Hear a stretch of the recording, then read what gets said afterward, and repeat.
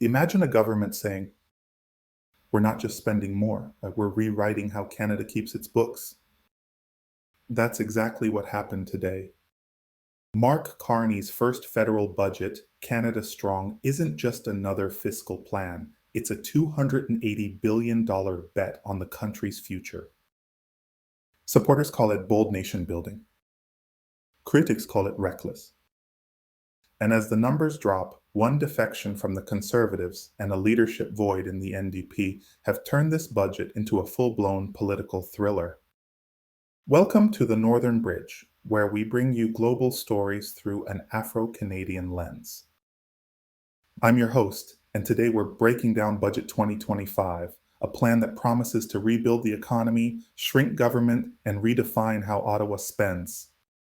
But this isn't just about dollars, it's about power.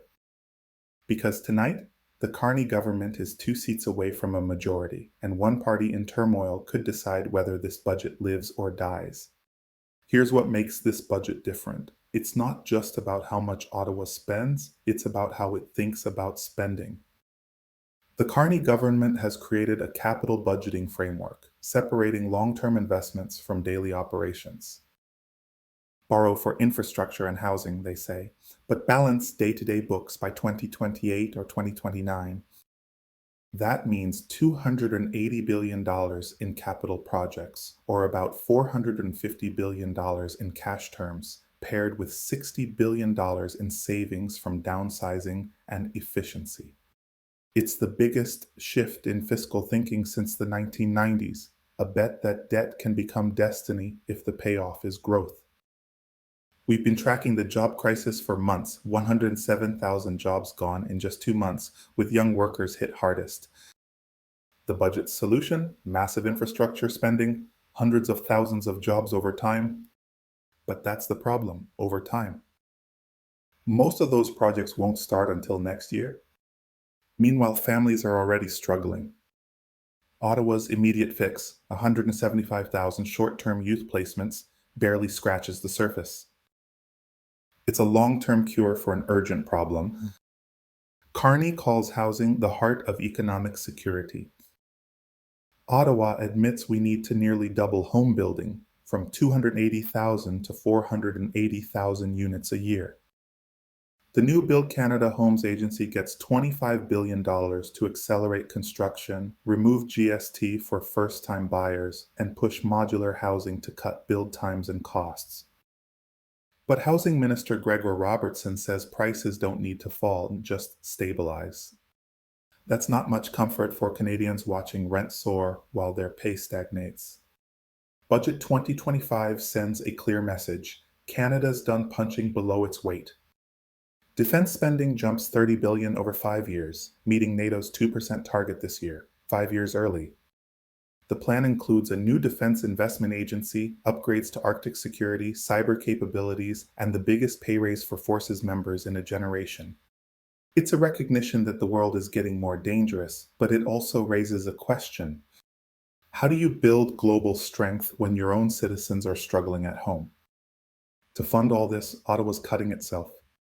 Through a comprehensive expenditure review, it's promising $60 billion in savings over 5 years by trimming operations and shrinking the public service. The bureaucracy has grown 25% since 2019, while Canada's population grew 10%. That growth is now reversing, meaning thousands of federal workers face attrition or layoffs. The government calls it discipline, public servants call it austerity. Either way, it's a reckoning. The consumer carbon price is gone, about 18 cents a litre in savings at the pump. But the industrial carbon system stays, keeping high costs for manufacturers and exporters. It's a political fix that doesn't solve the competitiveness problem. Carney describes this moment as a rupture, not a transition. Canada's response: a trade diversification strategy to double exports within a decade, a Buy Canadian policy, and a strategic response fund to protect industries hit by global tariffs. But with 85% of our US trade still tariff-free, diversification might sound more like aspiration than insurance. Canada slipped from 4th to 53rd in the world, for business competitiveness. Budget 2025 throws $110 billion at the problem: new tax credits, AI funding, and innovation grants. But with project approvals still taking years, money alone won't fix it. If Canada can't streamline regulations, all this spending may never leave the paper it's printed on. Deficits shrink from $78 billion next year to $57 billion by 2029. The budget boasts Canada's debt is just 13.3% of GDP, but that number doesn't hold up. The Parliamentary Budget Officer puts it closer to 41.5% federally, about 47% including provinces. Still strong, but nowhere near what Ottawa claims. That rosy 13% likely counts assets like the Canada Pension Plan to shrink the optics. Bottom line, Canada's finances are steady, but not spotless, and this $280 billion gamble only works if that strength holds. For all the talk of empowering Canadians, there's almost nothing here on social mobility. No clear strategy for young workers or low-income families. The budget assumes big infrastructure equals opportunity. That's not a policy, that's a hope. And now the twist no one saw coming? Just hours after the budget was tabled, Conservative MP Chris d'Entremont from Nova Scotia crossed the floor to join the Liberals, saying Canada needs stability and serious leadership. That defection puts the Carney government just 2 seats away from a majority. The Bloc Québécois have confirmed they'll vote against the budget.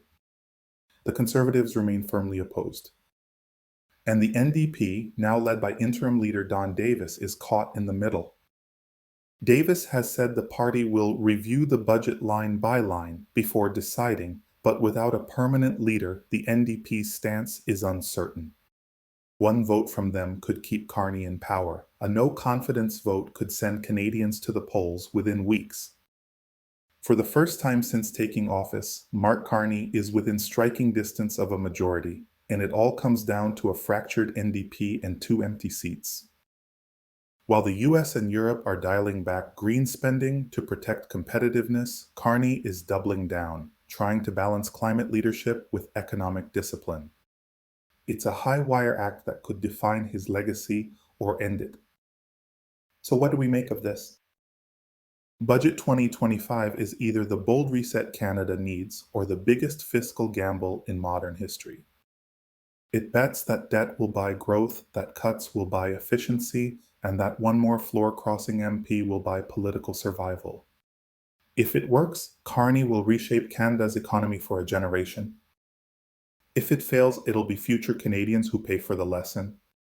If you found this analysis useful, hit subscribe and tell us in the comments. Is this bold leadership or reckless spending in disguise? We'll keep tracking every vote, every seat, and every promise as Budget 2025 moves through Parliament, because this isn't just a budget, it's a battle for Canada's future. Until next time, this is the Northern Bridge, Global Stories, Afro-Canadian Lens.